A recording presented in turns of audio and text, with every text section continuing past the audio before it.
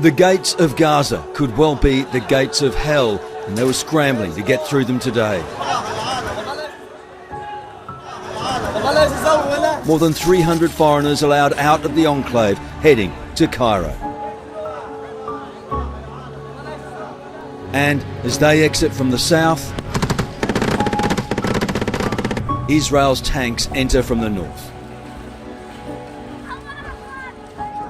Fierce battles as ground forces continued their push, with more devastating assaults from the air. And how is Hamas reacting to its new position as the world's worst terror group? We asked them. Can I confirm, just begin by asking you, Mr. Osama, you are a spokesman for Hamas? Yes.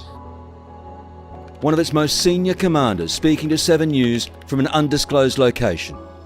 Hamas has always been committed to the destruction of Israel. Israel says it now intends to wipe Hamas off the face of the planet. How will this ever end? Well, the Israelis are talking about wiping the Palestinians for 7 decades, and this did not happen. In fact, when they occupied the Palestinian lands... Well, not the Palestinians, but the Hamas, your organisation. Well, Hamas is a representation for the Palestinian nation. They couldn't wipe the Palestinians, they will not be able to wipe Hamas. The people, they can either accept the presence or to live under the Palestinian government, or they can live peacefully. We are not willing, and we are not planning to kill the people as the Israelis are doing to our people. The situation in Gaza right now, just how bad is the suffering in there from what you're hearing and seeing from your people? The situation in Gaza is as anyone is watching. The Israelis is committing crimes, a real war crime, real massacres on the ground. So our people are still to reach a day where no occupation is there to kill them every day. But Mr. Osama, Israel would say that you, Hamas, launched the massacre on October 7, and that is what this war is about. Well, this is one of the greatest lies in the history. Israel is occupying the Palestinian lands for more than 7 decades. What about the Palestinians who were being killed days before the 7th of October? What about the Palestinians who were killed in this year, before the 7th of October? I'm talking about more than 200 Palestinians were killed in West Bank. They were not fighting. They were normal civilians. They were seeking to have a life. The Palestinians were attacked by the settlers, killed, burning their houses. So this is the situation. It didn't start in the 7th of October. It started long time before that. And it has a deep and troubled history, and I acknowledge that. But October 7 saw a new type of war from Hamas, atrocities that we've never seen before.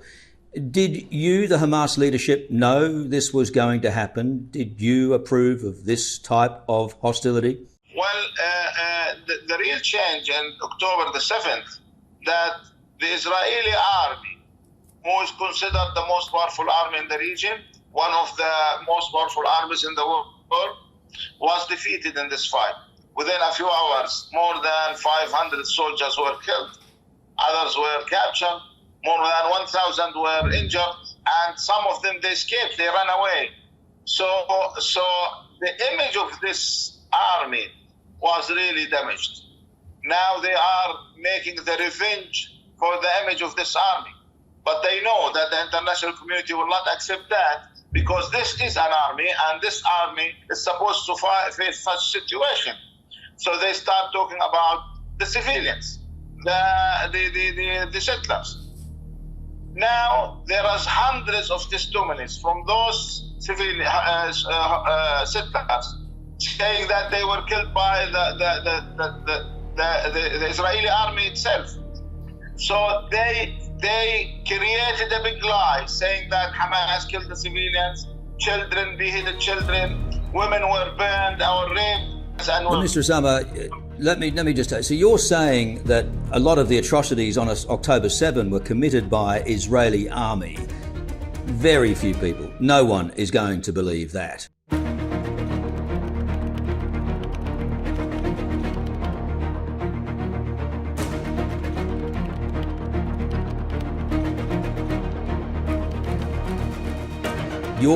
Your men, your militia, were doing most of the atrocities on October 7. What I was asking you was, were you aware of that, and do you approve that? Is that the new way that Hamas is going to carry out its military campaigns in future? Well, let me say, the world is not listening for the Palestinians. This is why they will not accept our narrative. They are just listening for the Israelis. They want even the Palestinians to speak.